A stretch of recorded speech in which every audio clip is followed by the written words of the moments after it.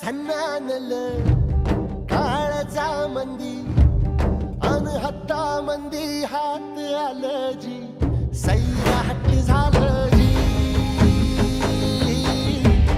सैराट झालं जी. मला सांगायला आवडेल की जेव्हा मी ऍक्च्युली गाडी विकत घेतली तेव्हा सुद्धा ती इतकी चमकत नव्हती जेवढी ती आत्ता चमकते.